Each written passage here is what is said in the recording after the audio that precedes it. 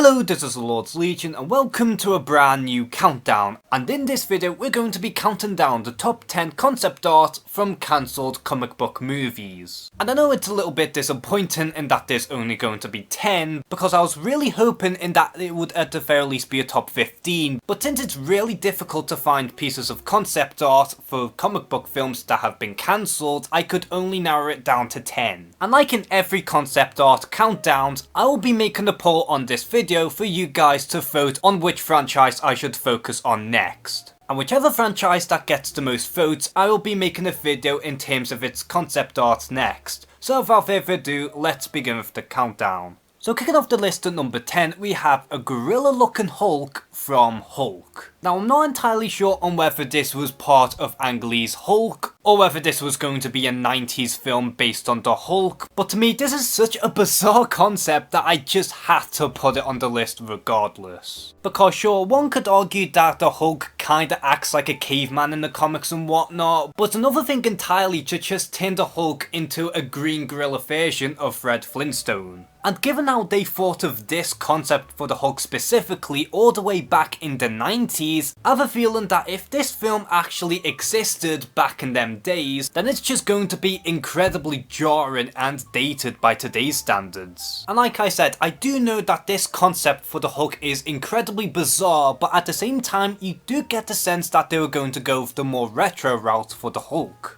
But again, I don't think it would have translated well for the movies, especially if it was going to be released in the 90s. Coming in at number 9, we have Superman from Superman Flyby. Now I have witnessed plenty of interesting costumes for Superman based on Superman Flyby, but out of all of the concept art that I've seen, this one to me is the most interesting. Mainly because it looks incredibly different. Sure, you have the traditional S on his logo as well as the red cape and whatnot, but the difference is this version of Superman was going to look more sleek. And to me it almost reminds me of an amalgamation of the New 52 costume as well as the electric red, electric blue Superman costume in terms of its S design. And when you look at this costume in particular from Superman Flyby, you can sense that some of it did translate over to the Man of Steel costume, but specifically with its darker colour palette as well as the lack of red undies, and even the belt kinda looks similar to me. So for number 8 we have various Batman costumes from Batman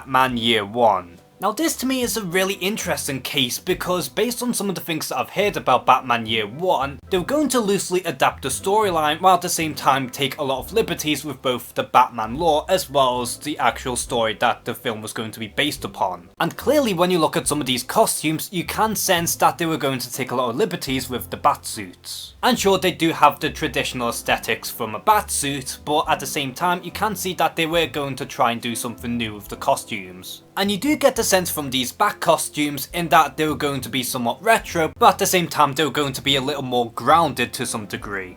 Coming in at number 7, we have Corinthian from Sandman. Now I'm going to be really honest in that I know absolutely nothing about the Corinthian character nor anything about the Sandman comics. But as far as my knowledge goes, Corinthian is one of the most iconic characters, as well as quite possibly one of the most disturbing characters in comic book history. So to me, I find it rather fascinating in that they were going to go full on horror with this potential project, and how Corinthian was going to stay true to how he appears in the comics, at least in terms of how he was going to look physically. Most notably with his mouth eyes. And given how the horror genre hasn't exactly been represented well in the comic book genre as of yet, I do think that if they were to go forward with a Sandman movie, I would be very much down for this, despite the fact that I know next to nothing about Sandman in general. And for number 6 we have Justice League Dark from Justice League Dark. Now this next one is a bit of a cheat, mainly because we don't know whether or not this film is actually cancelled or not, but given how these pieces of concept art did originate from Del Toro's version of Justice League Dark and how they're not going to be focusing on his version anymore, I think this counts in my book. But to me this is incredibly fascinating because much like with Sandman, they were going to go full on horror, at least in terms of aesthetics. And pretty much everyone within the Justice League Dark team were going to appear much darker, no pun intended.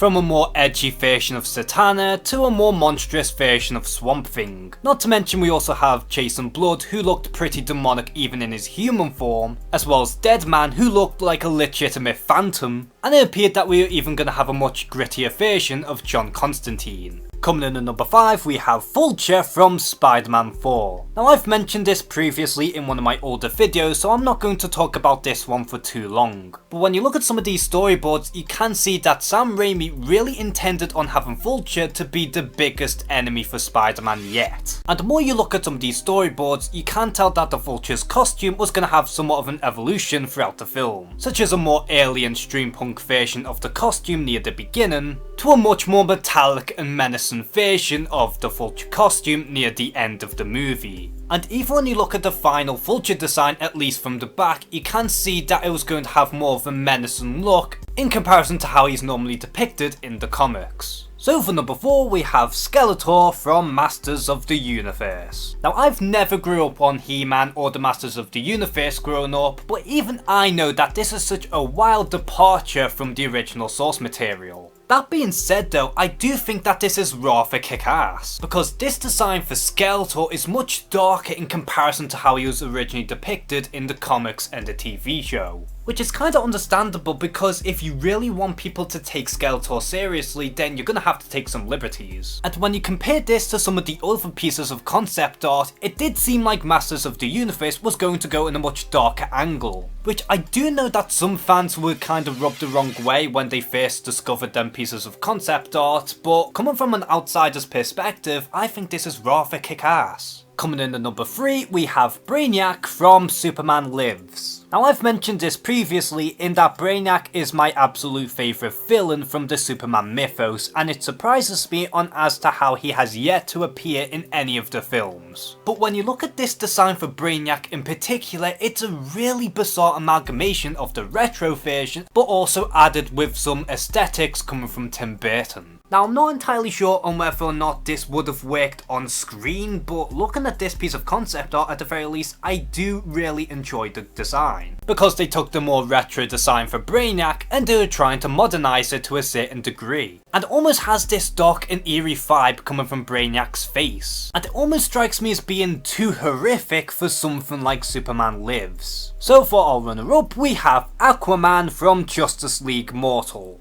Now at first glance, this does just look like a typical Aquaman design, or at the very least a typical 90s design for Aquaman. But when you look closer at his design, you can tell that he was almost going to be like somewhat of a sea monster. You can tell that he was going to have more of a green texture on his chest and arms, and you can even see that he was going to have some gills near his ribs, which would make sense seeing as how Aquaman is part Atlantean. But given how the final Aquaman costume, at least as far as I can tell in the blurry image, looks nothing like a sea monster, it is really bizarre that at one point Aquaman almost became something like this. And finally for number 1, we have Silver Surfer from Silver Surfer. Now we've all known for quite some time now that the Silver Surfer solo movie has been in development hell for so many years. However, they were planning on this all the way back in the 90s. And this was planned so far in fact that this was almost going to be the very first Marvel movie ever made. At least until Howard the Duck of all things beat them to the punch. And looking at this piece of concept art, you can sense that they were going to be somewhat inspired by 2001: A Space Odyssey of sorts. At least in terms of the visuals. But what's even stranger about this movie in particular was that it was originally going to be somewhat of a space rock and roll adventure film. Which to me is rather